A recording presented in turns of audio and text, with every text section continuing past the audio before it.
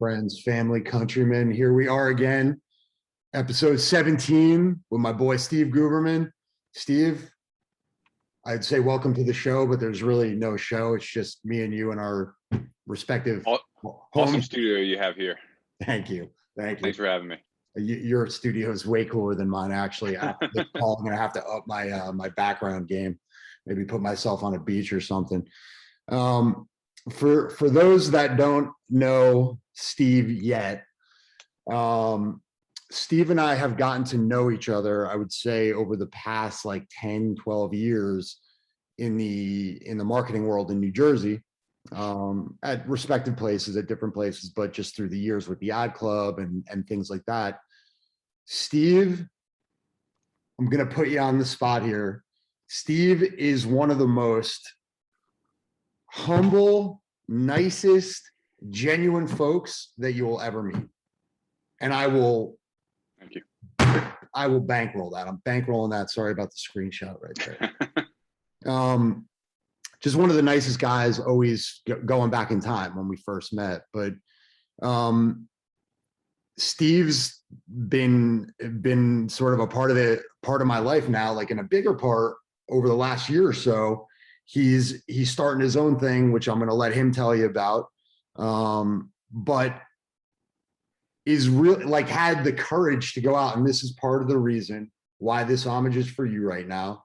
Not only, because of that, handsome face and that, the guy behind the glasses, but just the courage to be able to go out and start your own thing. And I know we had some conversations early on. I'm going to stop talking now. Steve, welcome to the show. Tell me about what's going on with Steve right now. Give us a little snapshot about Steve right now. Yeah, I'm so first, man, honored, humbled. It's awesome to be part of this. I've been, I haven't listened to or watched all 16 prior, but I've listened to a bunch. They've been impactful. The conversations, they're deep, they're honest, and that's the kind of guy you are. And so I appreciate that. I'm a no sugarcoat bullshit kind of guy. And so where it goes, it goes. What's funny is you mentioned ad club over the past 15, 20 years. And before we like truly connected, I would see you at these award shows with your hair slicked and your dopest suit always, like the flashiest dresser. And I'm like, who is this guy? What does he even do? What is this DSM nonsense? And then you guys would like rack up these awards and I'd be like, they got a team, they're talented. And so I like from afar would be like in strong admiration and like, who is, and so as we got to know each other, I was like, the suit is the suit, but the guy in the suit is like a great guy.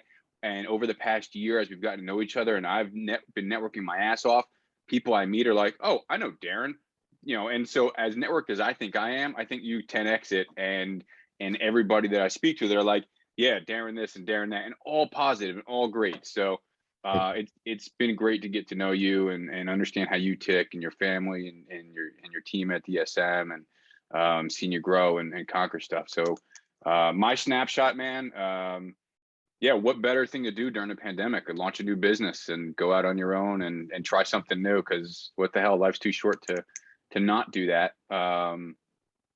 Like the rest of the world, it's been a rough 18 months.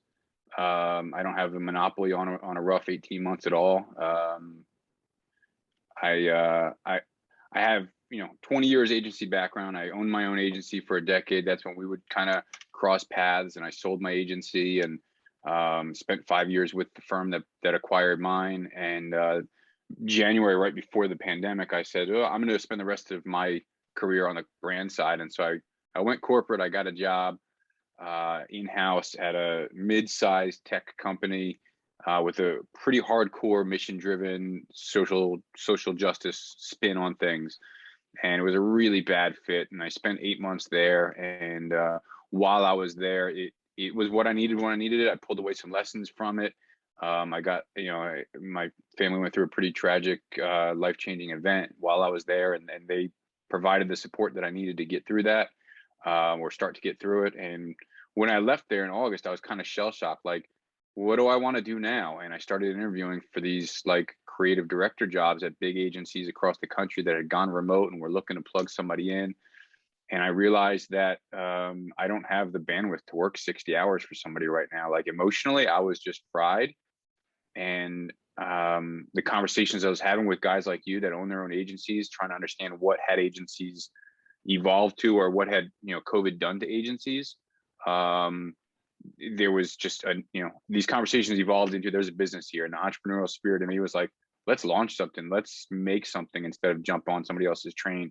So yeah, a year ago I launched, you know, my company now. It's called Agency Outsite.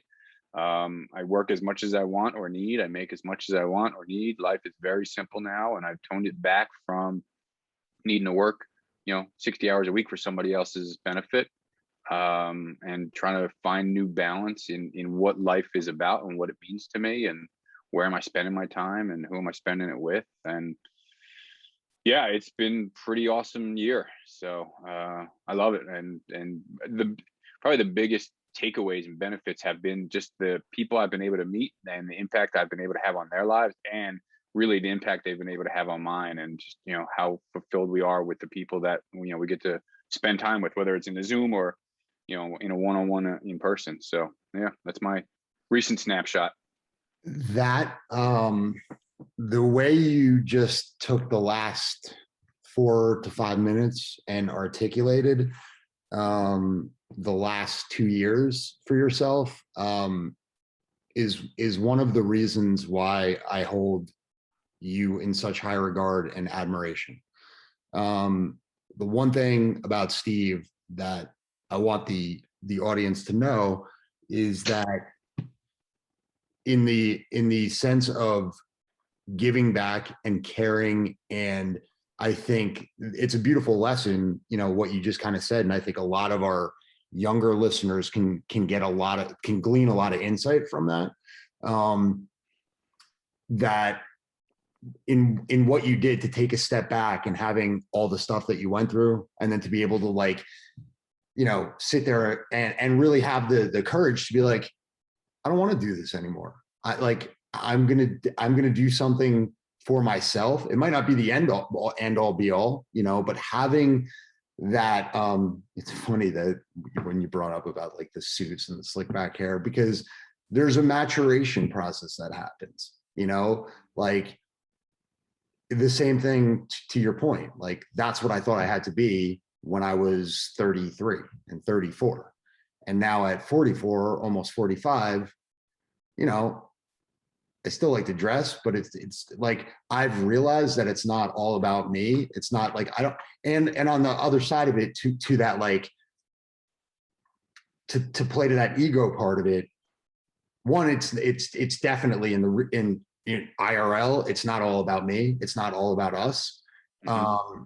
But having that maturation and like understanding as you get older, that like, you're surrounding yourself. I think you made 2 really good points there. Surrounding yourself with the people that you love and you care about and that you're spending time with, and then having the understanding and pushing the ego aside. I think as you get older, there's this duality. It's like a double-edged sword that comes with it, that with maturity, like, you don't have to be the answer to everything. You don't have to be around people that you know, that aren't the right fit for you, or the right job that is like miserable, that's not the right fit for you. So I think there's wonderful lessons in that, you know, with Outsite though, like because you bring a really cool dynamic to the table with regards to like bringing agency leaders together. Like, I know we spoke about it, and, you know, we had a lot of conversations that, you know, before you like fully got into it.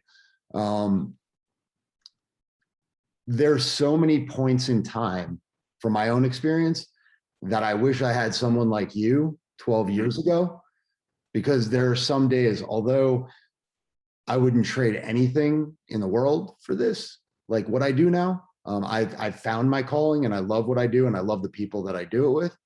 There's some like dark days, you know, there's some days It's lonely. yeah, like it's, and especially at the beginning of COVID, like, people were looking to me for answers, and I'm like, guys, I don't know about you, but I ain't ever been through a 100-year pandemic. So you know, like, I don't want, I always want to be the guy to be able to like lead from the front and say like, all right, I got you guys, but like, I didn't know, I like But legit I think didn't it makes know. a better leader to not know and own that they don't know, right? Because that humility, I mean, it shows vulnerability, it shows courage, it shows like, hey, we're going to figure it out together, as opposed to a false bravado that a leader might throw up, as a mask and be like, yeah, well, everything's going to be awesome. Nobody's going to get let go. We're going to crush it, blah, blah. Like, that doesn't work. People see through that stuff. And then you Yep. have, you've got shaky employees that don't trust you and they don't know what's going on. And yeah, I think there's so much more value in just being straightforward. And certainly to an extent, you don't want to let your employees know that payroll week, maybe you're not sleeping every other week. That's not their business. But that's there's other ways that you can kind of lead with vulnerability, lead with courage, and that turns into a strength and a bond within you and your team. And I think your crew looks up to you like that. And so yeah, there's tons of benefit to it. Putting yourself my dad had a great saying. It's actually funny that we're talking about this. So my dad, those that are close to me now, like what you're talking about, the people that are close and having those people, that you love spending time with, they're going to laugh when they hear this. They're like, dude, you always say this, but like my dad's quote, even the sun shines on a dog's ass some days. Like That's it. that's like, you don't always have to be the best. You don't always, like, sometimes there's a little bit of luck in it. And I didn't get that early on because I was really hard on myself. But that bond of like putting yourself at the same level or below, I guess a great, like a servant leader, so to speak. Um, it's something that I try to refine. I still need to, with regards to leadership as I get older, I find that there's like, you're not going to solve it all. Like there's no, Yeah. okay, here's the end of the yellow brick road. And like there, here we go. Like, all the problems are solved. Like that just doesn't happen. Yeah. Um, so you're getting the chance to sit down with these agency leaders. And so I guess you're into it. Let me ask you, how you liking it? I love it. What's your favorite part? What's your least favorite part? What are you hearing from the community? Because like I said, there's some days where it's dark, man. Like it's hard. Yeah. It is hard. I don't Yeah. care what sort of leadership you're in. It's hard. And so what's your favorite part of it? And what's your least favorite part? So, I mean, essentially what I'm doing, I'm a business coach for agency leaders, and I work directly with the owners of creative digital marketing agencies, either in a one-on-one setting like this, or I run mastermind groups of agency leaders. And so probably the greatest thing is helping them uncover challenges that they don't know about, right? So you've been running DSM 15 years now, 12 years, something like that. It'll be 15 February 7th. Boom. So there's a good chance, and I'm not selling you, but there's a good chance there's challenges you don't even know about, your team doesn't even know about, or maybe they do, but they don't have the courage to talk to you about it, or they're just like, this is how agency life is supposed to be, or whatever. When you can like shed light on a challenge that an agency owner didn't know about and then help them find a solution and the relief from it, to me, it's, I love it. I mean, I ran my agency for a decade. In probably like our second or third year, I got pulled into, it was called TAB, essentially a mastermind group, but it wasn't all agency owners. It was everybody. You couldn't have two people from the same industry, basically. And that experience helped my agency mature like exponentially, right? It was taking me out of working in the business and actually working on it, and like getting under the hood and figuring out, how do we plan for the future, and how much money should I have in the bank, and what does profit even mean, and I'm supposed to pay myself, and like all these things that I didn't know. And I just thought we were going to do good design work and the rest was going to take care of itself. And that's just not how a business runs.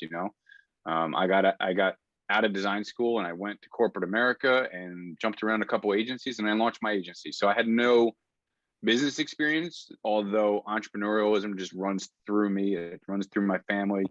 But that doesn't teach you how to run a business or how to read a P&L, or how to write a job description, or craft a team or build resources, or how to let go of some control and delegate.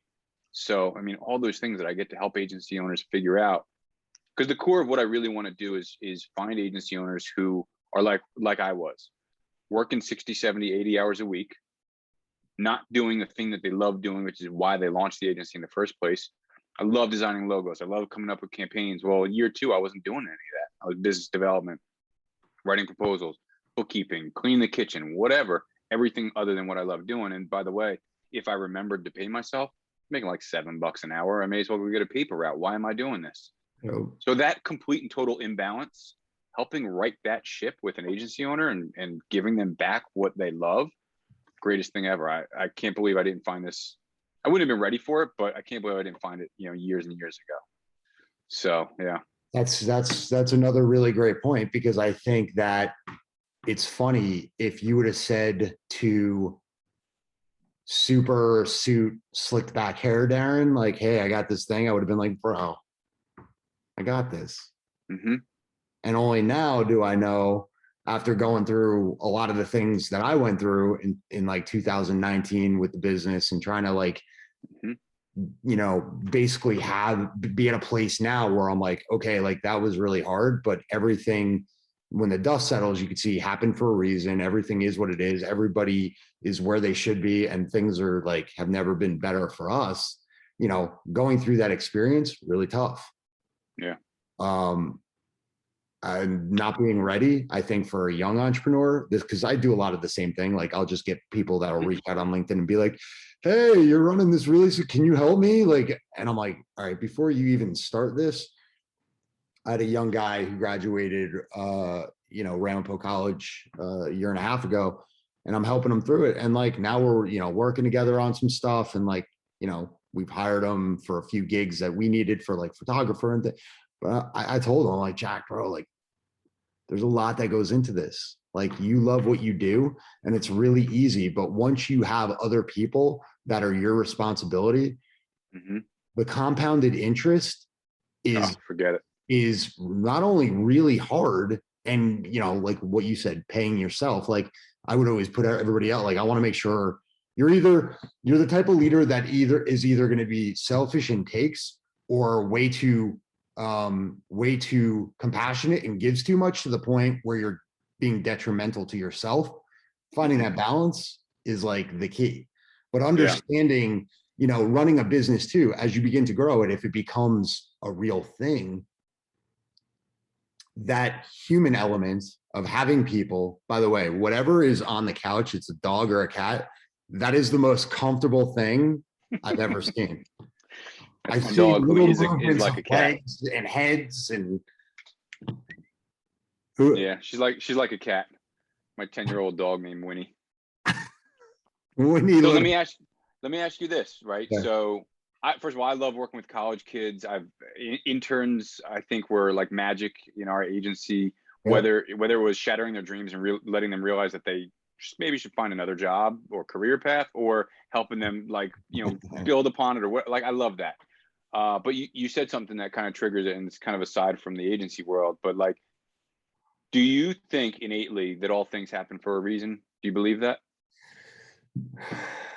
And not to get too deep and mystical, but you triggered that in me, and I was curious. Do I believe that all things happen for a reason?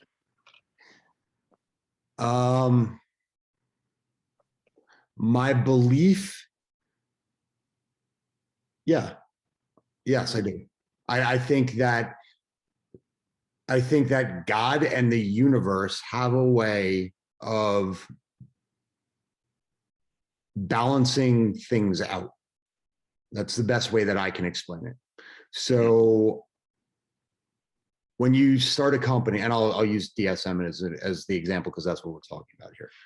And this could be applicable to any facet of life, whether, having children, getting married, my wife, the woman I like. Yes, I think that God has a way of making sure that every ebb and flow of your life has a way of balancing itself out. So getting too high on yourself or the company or whatever, or having this feeling that it's all about me, like I did this. God has a way of humbling you. On the flip side of that, when you're at your lowest, you know, I'll give you an example. October 16th, 1995, my dad passed away, right? Going through that experience at 18 years old, and now I actually just wrote about this morning. Going through that experience and having it be 26 years later, okay? Every year I think to myself, I dread the day coming up, and then I get through it and I realize I'm trying to be 1% better than I was. And I was an 18-year-old kid when it happened, and I'm 44 years old now. And every year I think I'm going to have a different reaction. But God has a way of putting it on me that I do get a little bit better every year. But there's always those feelings of an 18-year-old kid, and the pain and the anguish and the anger that bubble up in me, that like bubble up to the surface, that I always say, and when I lay my head down every October 16th, I say, I'm not going to let that happen next year. And it always has a way of like creeping into my soul. Yeah. And so, but I think, to your point, I think there's a reason for that. I think that happens for a reason, to remind me that I am a little bit better and I am okay with it. And it's still okay to hurt, and it's still okay to be angry, and it's still okay to be that 18-year-old kid. Mm-hmm. But I have to be a little bit better every year and have it be a little bit less every year. And that's not a disrespect to the memory of my dad. But on the other side of it, I think that my dad wouldn't have wanted me to stay in that place for the next 26 years.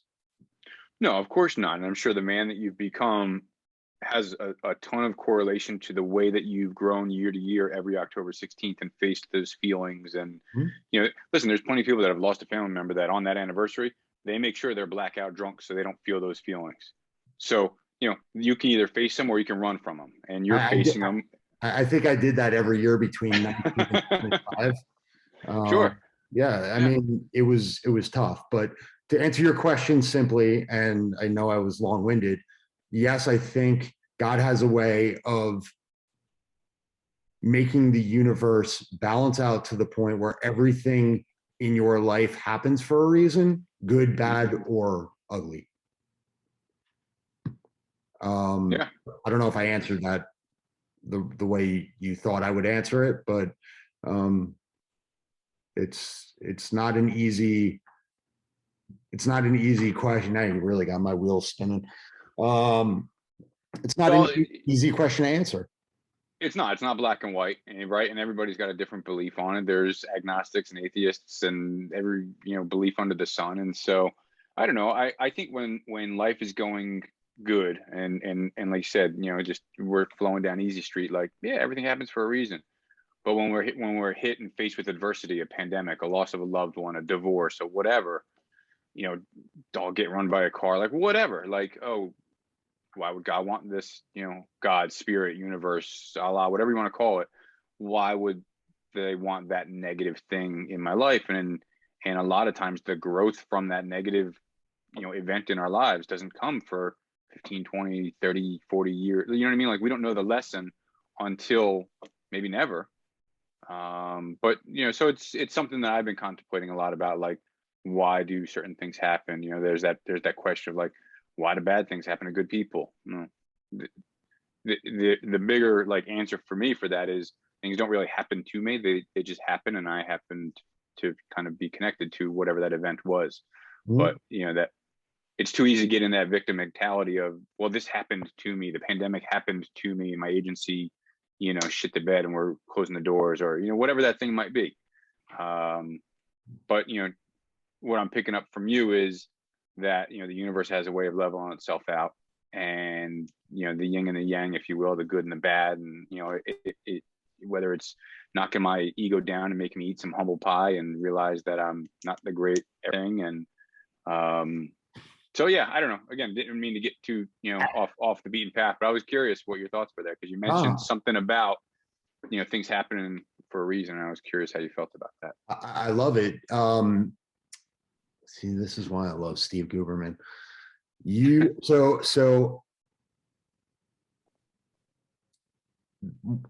So in 2019, and again, it's taken a long time to talk about it, and I'm making it applicable to DSM and my business. But I mean, I've had countless times. So on the personal side, something like my dad passing away at 18, like wasn't ready for it. I didn't get to say goodbye. Like that non-closure haunts me today. And it wasn't my fault. Like at first I blamed myself, but it wasn't my fault. I was up at the University of New Hampshire. It's 5 hours away. Like I didn't know it was going to happen on Monday, October 16th, 1995.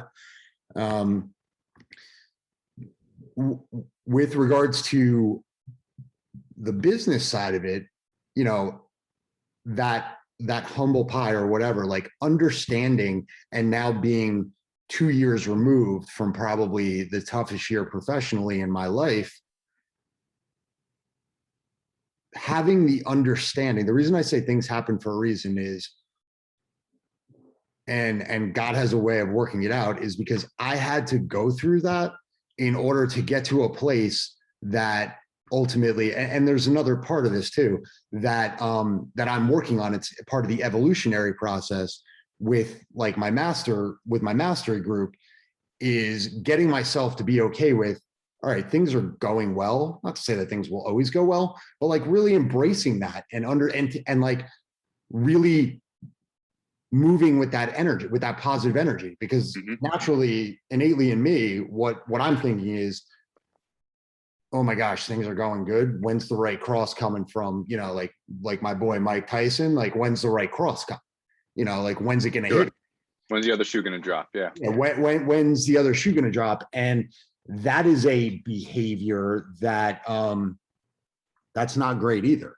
It's always good to be cautious and have, but like when things are going good, it's okay to like ride that wave and be like, okay, like these are all the things that I've put in place to make this go the way it should. So applicable to a business. Yeah. Without 2019 happening, I wouldn't have Zinka and Charlene in the places that they are, and setting up the systems that they're doing. Like the kudos goes to them and our team, because it's literally, and the reason why I love what I do so much is to do things like this. That's what I love to do. That connection part, that nexus part of being somebody who can talk to this person and get them connected with that person. And then the universe has a way of finding good begets good, you know, like good people find good people. And then it's like, oh, wow, like I didn't know this person, and oh my gosh. But without 2019 of being probably at the lowest in my career, I wouldn't have been in 2021 where all the systems are set up and we have a great team and everybody's working together. And we're on the precipice of things that we've never done before at DSM.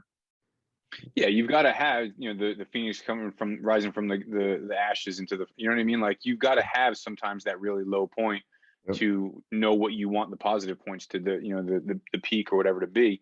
But also, you know, it's the rain makes you appreciate the sunshine kind of thing, right? So you know what it can be like when it sucks. How do you plan for? You can't plan for every tragedy and everything, but how do you work towards getting towards that sunshine and planning for those rainy days? And so, yeah, you put the right people in place. And you said something before that made me think, like, I think you exemplify this. Don't ever be the smartest guy in the room. Like, bring together the people that are the smartest, most, you know, on the edge of like learning what's next, what's new, what's creative. And then be the maestro, be the person that's kind of orchestrating all that. And that's, you know, kind of a formula for success that you've figured out. Or be the or one figuring out. I can completely attest to not being the smartest person in any room ever. That being said, though, being the maestro, in learning how to be the maestro of that orchestra, all it really is, and this is not the formula for every business and every sort of situation, learning how to not be the smartest guy in the room, but in the process, be the one that will yoke up when everything goes south. Because a lot of people don't want to be that guy. Yeah. Well, I used to say I want to be the guy that falls on the sword for my team when something goes wrong, and I want to push them to the front when everything goes right. It's all on them when it goes right, and even if it's on them when it goes wrong, it's my responsibility to fall on the sword, and I'll own it and take it gladly all day do it. long because yeah, they don't need it. Yeah, gladly do it. But that's part of like what I was explaining to this kid, Jack. That's part of like owning human responsibility, and you'll understand it more. Like, I know you're only like 22 right now, but as you get older, you'll understand it. And then when you get married and have kids, and like you'll pass it along to them. Yeah. And my kids are at an age now where I'm trying to explain that. Like for my son, like he's not at a glamour position, for in football, but I'm like, you got to understand that you're just one instrument in the orchestra. Yep. And like every position has a part to play. Without the offensive line, quarterback doesn't get the ball, the running backs can't run, quarterback can't throw the ball, like nothing happens. Yeah. So you got to own that and own it to the best you can be. And that's the same way with like my kids at home, or my, when I coach the kids at football, or the team at DSM, like that's something that I don't think ever gets old or ever goes wrong, is ever wrong. Like that's what it is. And that parallel, which I think is really awesome, going from 33-year-old Darren to 45-year-old Darren, like, and again, I'm still learning this every day, but learning that dynamic has made me a better listener, a little bit more patient person. Again, patience is definitively not my forte, but it's made me a little bit more patient. It's made me a little bit more empathetic. It's made me a little bit more gracious, a tiny bit less loud. But all those things, when you marry them into, like, when you're able to take them and marry them to what you're doing now with other people. And not only that, I think, and this is probably something you could speak to more than me, because this is what you've been doing, feeling that like you're actually making an impact and actually helping somebody with something, and you were able to start at the beginning and then see the end result. That's like the most gratifying thing ever. It's huge, right? So when I kick things off with a client, we do a discovery, and the outcome from that discovery is I put together an agency profile. And the reason why my company's called Outsight is because you can't read, and buddy Todd nailed this, and this is where the name came from. I was BSing with Todd and I'm telling him what I want to do. You can't read the label on the pickle jar from the inside of the jar. So you need somebody to come and look at it from the outside. He and I were talking, and it was like one of us, maybe him, I don't know if it was me, said Outsight, and it just kind of like, it was a mix of words. It made perfect sense. But when you're in it, when you're too knee deep, when you're working 40, 50, 60 hours a week and you're wearing 900 hats, you can't see things that somebody from the outside can. And so I put together this agency profile, and it's a diagnostic of like what I see from the outside on where your business is in a number of different categories, everything from your pipeline, your systems, your team, finances, things like that. And when we spend time together each month and we work on specific tasks that are going to lead to overcoming these challenges or crushing these goals, and we can actually see the progress, it's mind-blowing, 3, 4, 6, 7 months down the road. And it's like, here's where we were, look where we are now. It's like when you launch a campaign for a client and you say, here's the 6-month Google Analytics and all the things that we made happen in 6 months, and you can just kind of see the progression. It's so powerful. I freaking love it. I get so jacked up on it, man. That's awesome. And to your point, I don't care what business you're in. It seems kind of nominal and simple, but like actually check, like most business owners get so knee deep in like doing a little bit of this and a little bit of that. And like, dude, just check a box, check 5 boxes every day. Yeah. And that's like a lot of stuff you're doing if you're following through and seeing it through from start to finish. Oh man, that's That is awesome. As you see this unfolding now, coming into 2022 and beyond, like, has Steve found what Steve's been looking for? Like, is Yeah. this where you're going? And like, what's next? Yeah, I mean, so when I launched this a year ago, I said I'm going to give it a 3-year shot and let's see what it does. I surrounded myself with people. You introduced me to Kelly. What's crazy is in like the first week or two that I was entertaining this, I reached out to you and a handful of other people. In the same week, 3 or 4 different people all said, "Oh, you got to talk to this woman." I'm like, "Who's this woman?" Everybody knows. So I spoke to, Best. she's Hot and amazing. Kelly, both. Yeah. So, I spoke to her a couple of times. She's been a great resource. I've got a handful of friends that I've known for a long time that are business coaches. And I said, you know what, I'm going to commit to this for 3 years and let's see what it does. And I didn't expect the first year to be what it was.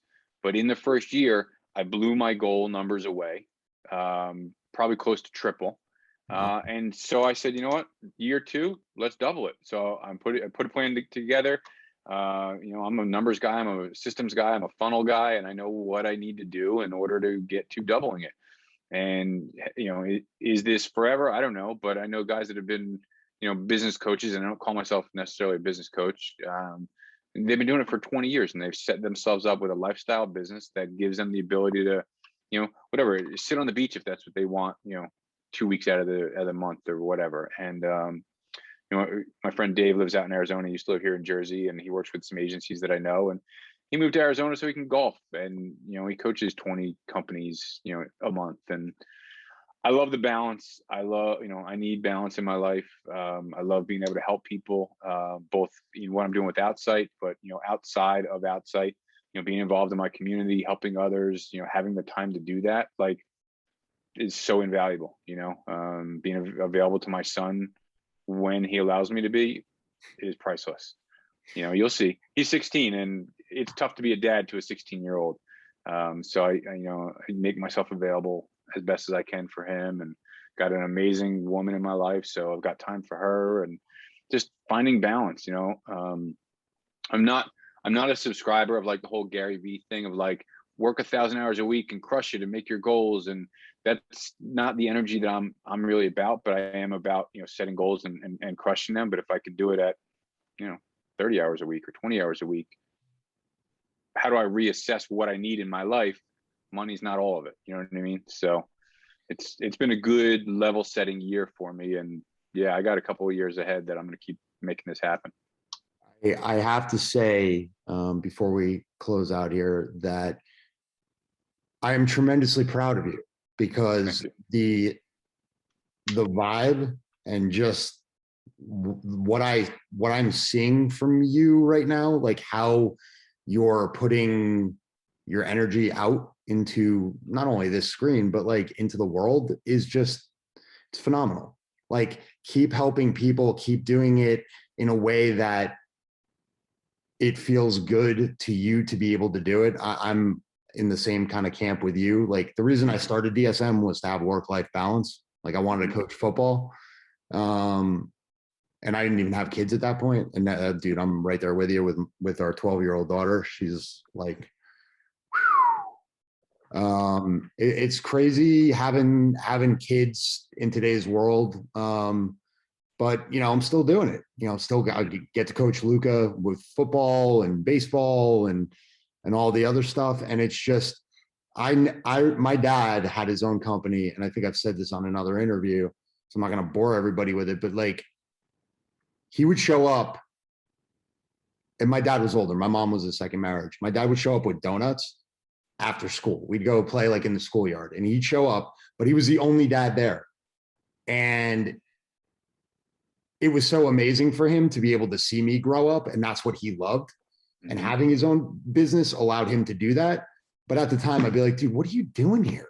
Like, nobody, it's like, I'm here with my buddies. Like, no other dads are here.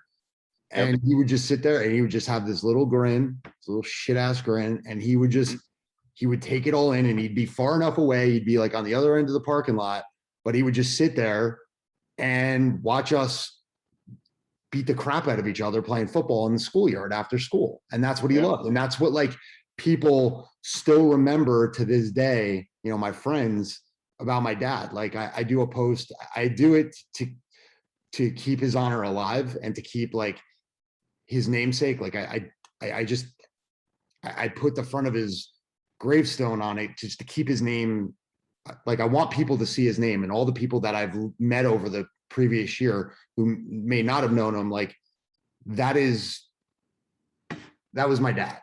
And Yep. so having that balance, being able to do it in the way you are, super proud of you, man, and just keep up the great work. Thanks, man.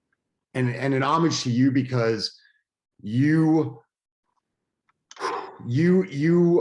show a lot of people that you probably don't even know, like how to live the right way, because you're doing so many great things. And what we're seeing on posts on social, like, you know, with the woman in your life and like your son, and like it's just phenomenal, man. Just keep doing it. I have a ton of respect for you, a ton of gratitude.